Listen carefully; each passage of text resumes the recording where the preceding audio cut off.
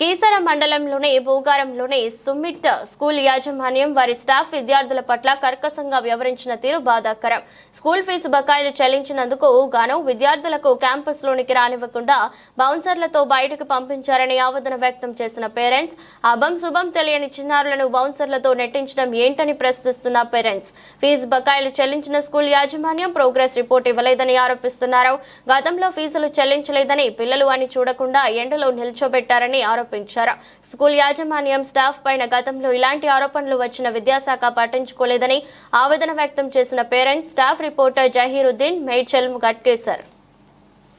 తమ్ముని కొడుకుని ఇక్కడ స్కూల్ దగ్గర తీసుకొచ్చిన అతను లేడు, హాస్పిటల్కి వెళ్ళిండు.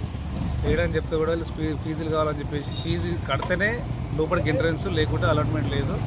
మా మేడం వాళ్ళు మాకు ఫైనాన్స్ మేనేజింగ్ డైరెక్టర్ ఇట్లా చెప్పారు, రావద్దని చెప్పేసి వాళ్ళు చెప్తారు.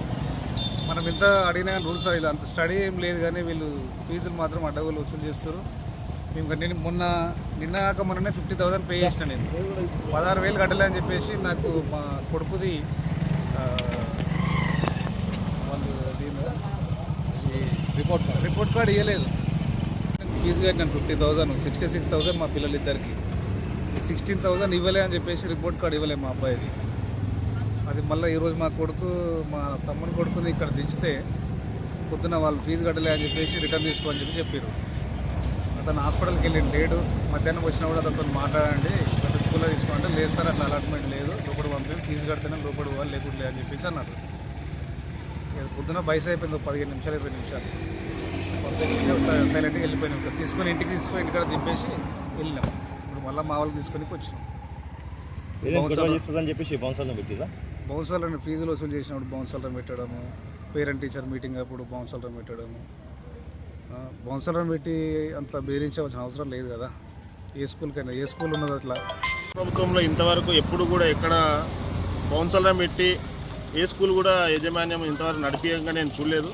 నేను కూడా చదువుకున్న అరుంధత్ స్కూల్లో చదువుకున్నాను. కీసర ఇప్పటికే ప్రజెంట్ అది 3 బ్రాంచులు పెట్టింది. ఒకటి చీకటి మామిడి, ఒకటి కీసర, ఒకటి బండ్లగూడలో పెట్టింది. ఎంతో పెద్ద సంస్థగా ఏర్పడింది ఈరోజు అరుంధత్ స్కూల్.